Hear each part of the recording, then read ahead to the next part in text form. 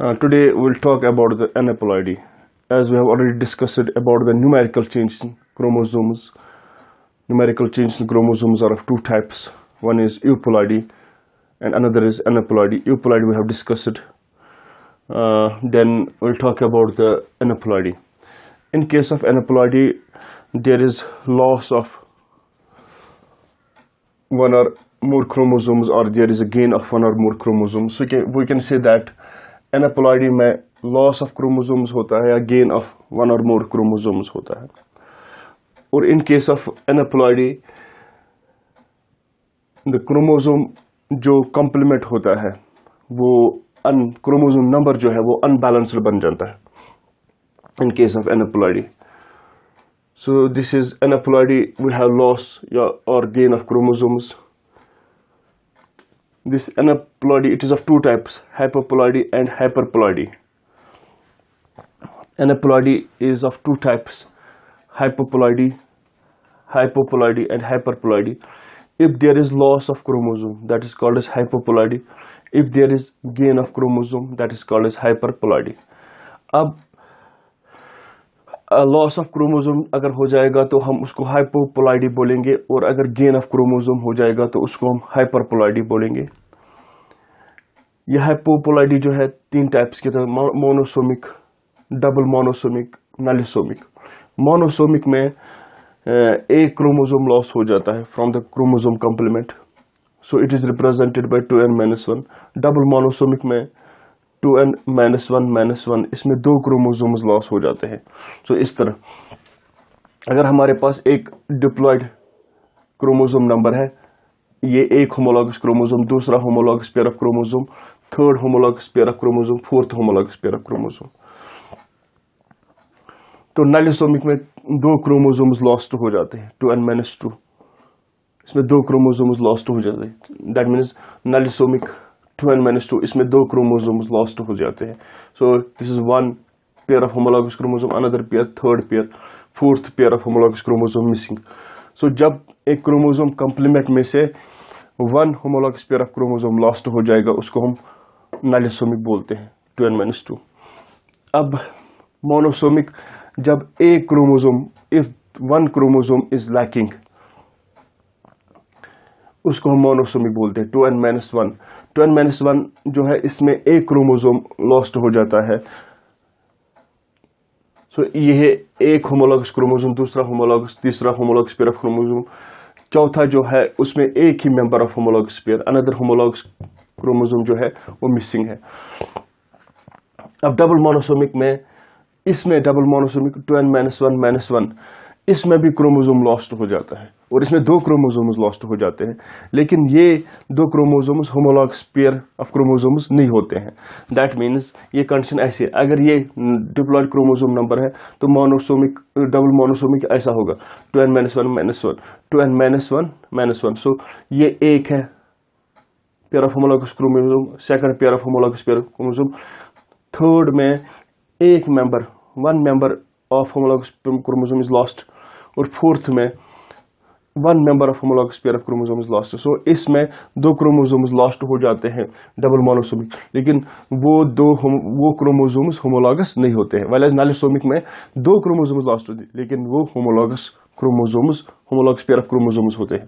जिस तरह यहाँ पर नलिसोमिक है, यहाँ पर दिस इज नलिसोमिक, दो chromosomes lost but they are homologous pair of chromosomes. यहाँ पर डबल मोनोसोमिक, यहाँ पर भी दो क्रोमोसोम्स लॉस्ट होते हैं, but here they are non homologous chromosomes. Trisomics, अब है ट्राइसोमिक्स. क्या है ट्राइसोमिक्स? अब हाइपरप्लॉइडी, जहाँ पर गेन ऑफ क्रोमोसोम होता है, एडिशन ऑफ क्रोमोसोम होता है. ट्राइसोमिक 2n-1, इसमें एक्स्ट्रा क्रोमोसोम आता है. दैट मीन्स एक क्रोमोसोम के 3 कॉपीज आ जाते हैं. One chromosome is triplicate. So यहाँ पर ट्राइसोमिक 2n-1, 1, 2, 3, ये 4, ये one pair of homologous chromosome, second pair of homologous chromosome, third pair of homologous chromosome, और fourth pair of homologous chromosome. यहाँ पर एक क्रोमोसोम के 3 कॉपीज आ जाते हैं. So one chromosome is triplicate, इसको हम ट्राइसोमिक बोलते हैं. और टेट्रासोमिक, अगर हम टेट्रासोमी की बात करेंगे तो वहाँ पर 2n+2 that means 2 chromosomes extra आ जाते हैं। सो यहाँ पर 2 क्रोमोसोम्स एक्स्ट्रा आ जाते हैं। अब ये 2 क्रोमोसोम्स एक्स्ट्रा जो आ गए ये होमोलॉगस पेयर के भी हो सकते हैं या ये नॉन होमोलॉगस क्रोमोसोम्स भी हो सकते हैं। So we have this, we'll discuss it one by one.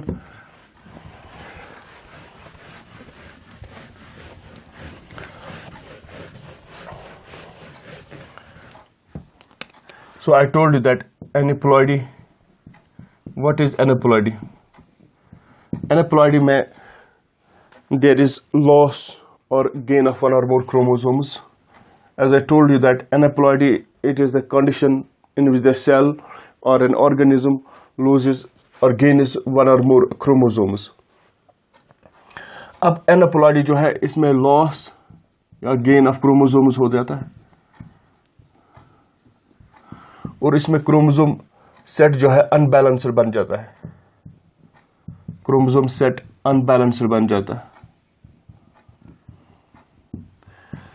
अगर if the chromosome number of an organism is not the whole number multiply of the basic chromosome number, it is called as aneuploidy.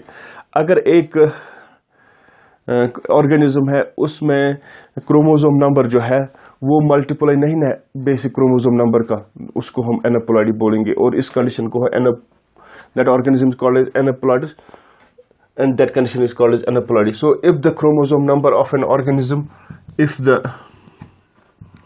chromosome number of an organism is not whole number multiply of basic chromosome number of basic chromosome number, it is known as aneuploidy, and such organisms are known as aneuploids. इसको aneuploids बोलते हैं।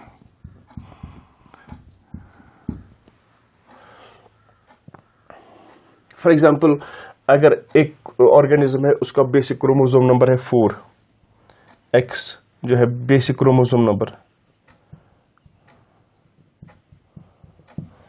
है 4। अगर for example इसमें basic chromosome अगर diploid condition कहेंगे तो diploid condition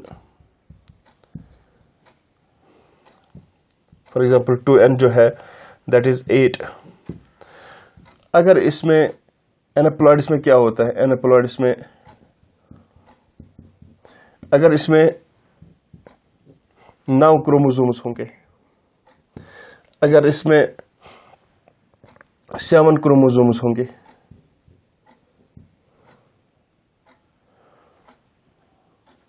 तो हम इस कंडीशन को हम एनेप्लॉइड्स, इन ऑर्गेनिज्म को हम एनेप्लॉइड्स बोलेंगे और this condition is called as aneuploidy. So if the chromosome number of an organism is not the whole number multiply of the basic chromosome number, for example यहां पर होना चाहिए था 4 × 2, 4 2 = 8, 4 3 = 12। अगर फॉर एग्जांपल 10 होगा, 10 क्रोमोसोम ये एनेप्लॉइड्स, या 4 4 = 16, तो ये हो अगर 8 होगा, 12 होगा या 16 होगा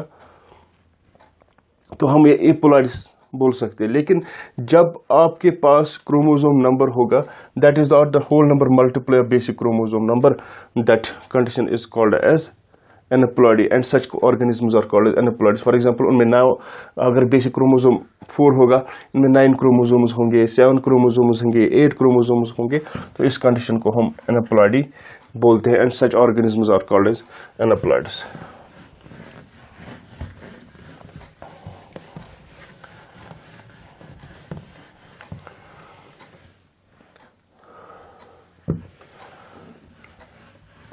अब एनेप्लॉइडी जो है इसमें लॉस ऑफ क्रोमोसोम भी हो सकता है, गेन ऑफ क्रोमोसोम भी हो सकता है, और उनको हम लॉस ऑफ क्रोमोसोम जो है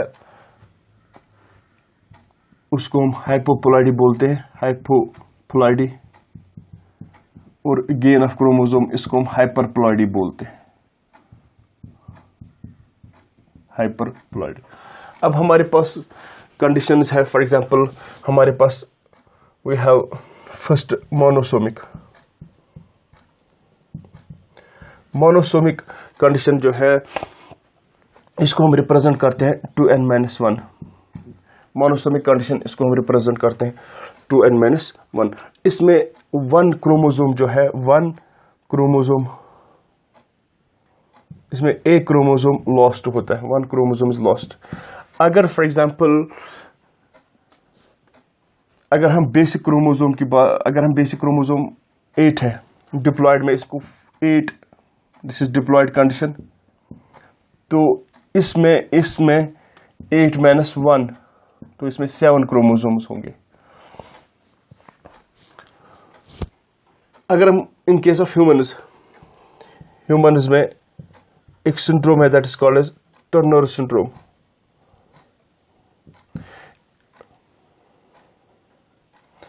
इसमें loss of one X chromosome, that means उसमें कंडीशन होती है 44+X, तो ये है टर्नर्स सिंड्रोम। तो टर्नर सिंड्रोम में 45 क्रोमोसोम्स है। In case of Turner syndrome there are 45 chromosomes, 45 chromosomes.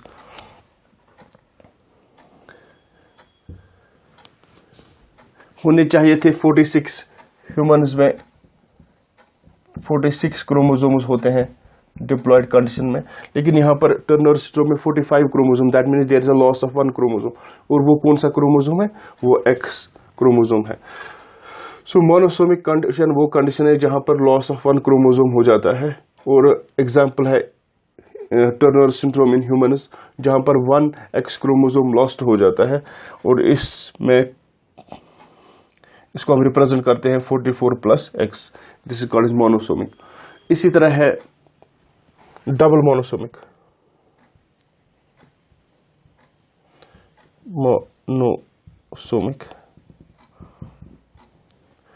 Double monosomic इसको हम रिप्रेजेंट करते हैं 2n-1। यहां पर there is a loss of 2 chromosomes lost, but chromosomes are not homologous।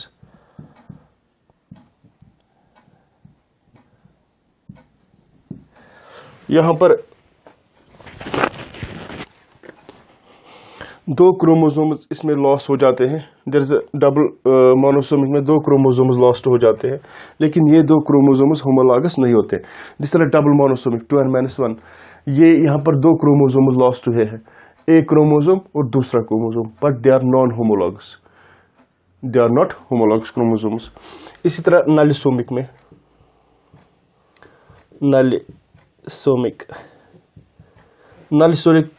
नलिसोमिक it is represent by 2n-2।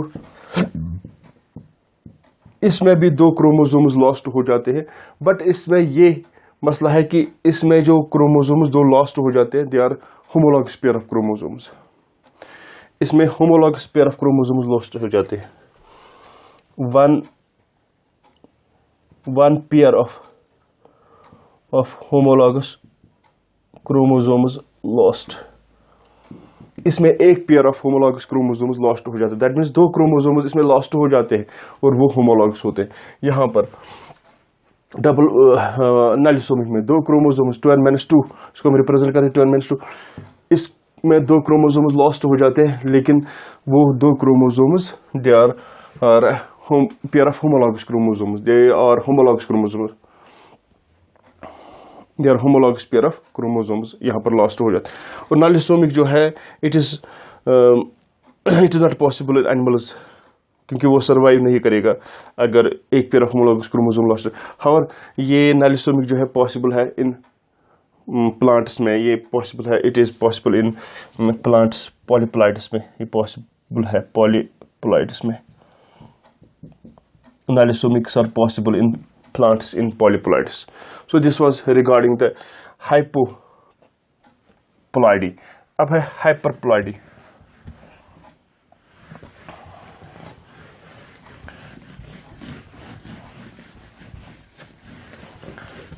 हाइपरप्लॉइडी जो है, इसमें पहला मसला जो है ट्राइसोमिक इंपॉर्टेंट है। इसमें ट्राइसोमिक इसको हम रिप्रेजेंट करते हैं try 3 2n+1, that means 1 chromosome is present 3 times. 1 chromosome is triplicate. इसमें 1 एक्स्ट्रा क्रोमोसोम आ जाता है, एक्स्ट्रा क्रोमोसोम आ जाता है। एक्चुअली ट्राइसोमिक कंडीशन वो कंडीशन है जिसमें एक सेल या ऑर्गेनिज्म में एक एक्स्ट्रा क्रोमोसोम आ जाता है। There is an addition of 1 extra chromosome, जिसकी वजह से एक पर्टिकुलर क्रोमोसोम ट्रिप्लिकेट बन जाता है। For example it is represented 2n-1, यहाँ पर ट्राइसोमिक है 2n+1, यहाँ पर दिस इज इन पेयर्स 2 है। यहाँ पर एक क्रोमोसोम जो है इट इज प्रेजेंट 3 टाइम्स, इसको हम ट्राइसोमिक्स बोल देंगे। That means 1 chromosome is triplicate, ये क्रोमोसोम ट्रिप्लिकेट है। इसमें एग्जांपल है डाउन सिंड्रोम इन ह्यूमन्स। इसमें chromosome number 21, important to remember, chromosome number 21 जो है ये ट्रिप्लिकेट होता है। दैट मीन्स इसके 3 कॉपीज होते हैं।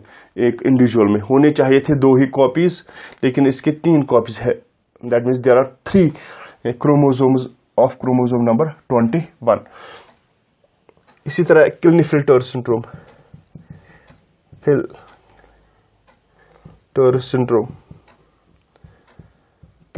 सिंड्रोम ये ह्यूमन्स में होता है। इसमें 1 एक्स्ट्रा एक्स क्रोमोसोम आ जाता है, 1 एक्स्ट्रा एक्स क्रोमोसोम 44 + XXY। इसमें 1 एक्स्ट्रा एक्स क्रोमोसोम आ जाता है, 1 एक्स्ट्रा एक्स क्रोमोसोम आ जाता है। इसको हम ऐसे भी रिप्रेजेंट करते हैं 47 XXY, इस तरह भी रिप्रेजेंट कर सकते हैं। और इसमें 47 क्रोमोसोम्स है टोटल, इसमें 47 होते हैं, लेकिन इसमें एक्स क्रोमोसोम एक्स्ट्रा हो जाता है। इसमें 44, 45, 46, 47 क्लिनेफेल्टर सिंड्रोम। इसी तरह है टेट्रासोमिक्स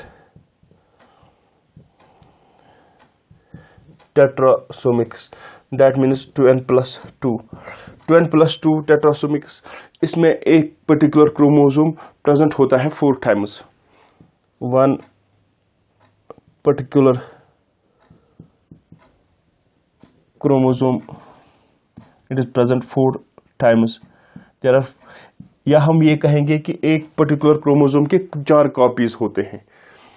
और कभी कभार ये भी होता है कि 1 extra homologous pair of chromosome आ जाता है सेल में, इसको 1 extra homologous pair of chromosome आ जाता है, होमोलॉगस पेयर ऑफ क्रोमोसोम आ जाता है इन अ सेल।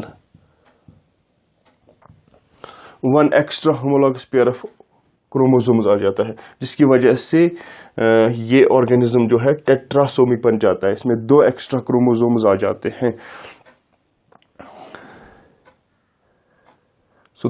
अगर एक एक्स्ट्रा क्रोमोसोम आ जाएगा तो हम इसको ट्राइसोमिक बोलेंगे। अगर 2 एक्स्ट्रा क्रोमोसोम आ जाएंगे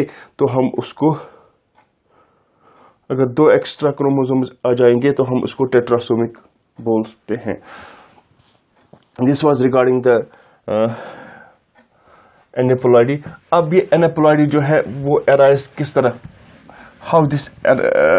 what is the cause of this aneuploidy, how this arises.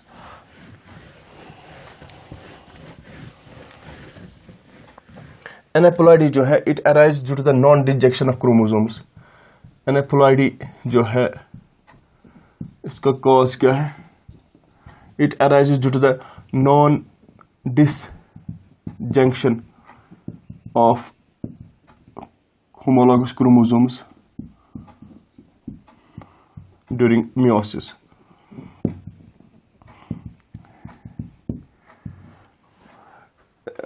This aneuploidy arises because of the non-disjunction of the homologous chromosomes during the meiosis. अब अगर homologous chromosome जो है they fail to separate during the meiosis, जिसकी वजह से एक gamete जो है इसमें 1 एक्स्ट्रा क्रोमोसोम आ जाएगा और दूसरा गेमीट जो है इसमें 1 gamete it is having 1 extra chromosome और दूसरा गेमीट जो है उसमें that is deficient in 1 chromosome. तो जब ये गेमीट्स फ्यूज करते हैं विद द सिमिलर गेमीट्स और द नॉर्मल गेमीट्स, तो that gives rise to 4 types of aneuploids. So what is the cause of the aneuploidy? Aneuploidy, it arises because of the non-disjunction of the homologous chromosomes during the meiosis. Or we can say that agar homologous chromosomes they fail to separate during the meiosis, it gives rise to aneuploidy. How it gives rise to aneuploidy? It results in the formation of the gametes जिनमें 1 extra chromosome होगा और दूसरा gamete जो है बनेगा उसमें 1 that will be deficient in 1 chromosome. So 1 extra chromosome एक gamete में आएगा और दूसरा गेमीट जो है उसमें डेफिशिएंसी ऑफ 1 क्रोमोसोम होगा, तो that ultimately will give rise to aneuploidy. How it will give rise to, अगर ये गेमीट जो है if this gametes will fuse with the normal gametes, तो एनाप्लॉइडी कैसे अराइज हो जाएगी? दिस इज नॉर्मल गेमीट, अब ये फ्यूज करेगा दिस गेमीट के साथ. So we have 2n+1. 2n+1 is called as trisomic. Fusion of this gamete with the normal gamete, it will give rise to trisomic. And fusion of this gamete with the normal gamete, it will give rise to monosomic. ये monosomic है. So if the chromosomes fail to separate during the meiosis, they give rise to gametes in which one gamete is having the extra chromosome and another gamete is deficient in 1 chromosome, and then the fusion of this gamete with the normal gamete, it will give rise to trisomic, and the fusion of this gamete with the normal gamete, it will give rise to monosomic.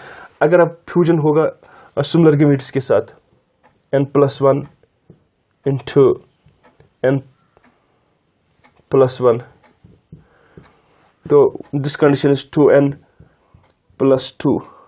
2n+2, that is tetrasomic. अगर ये gamete similar gamete के साथ fuse करेगा तो वहां पर टेट्रासोमिक individual produce हो जाएगा. अगर ये गेमीट सिमिलर गेमीट के साथ फ्यूज करेगा दिस गेमीट, तो नालिसोमिक बनेगा. So 2n-2. So this is 2n-2. This is nalusomic.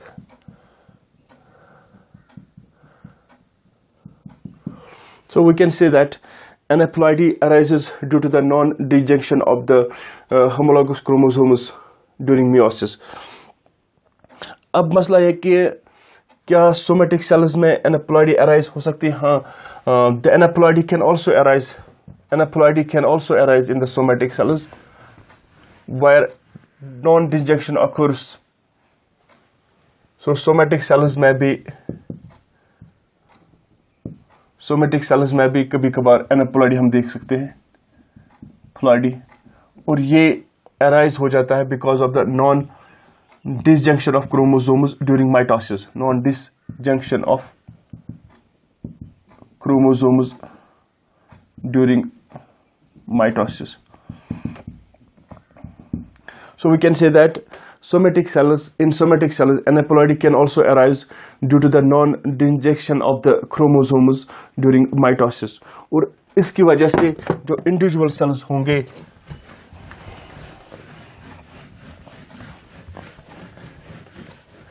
जो individual cells या somatic cells, इनमें different chromosome number होगा from other cells of the tissue.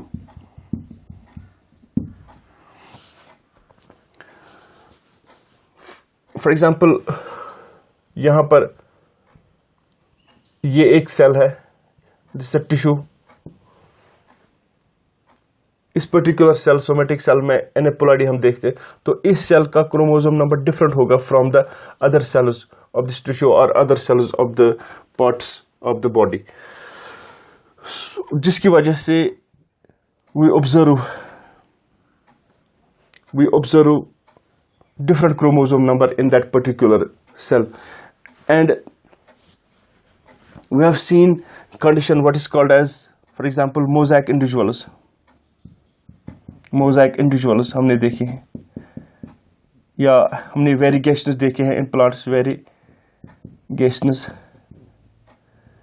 in plants. We have seen gyandromorph organisms. Gyandromorph organisms जो जब एनेप्लॉइडी arise हो जाती है somatic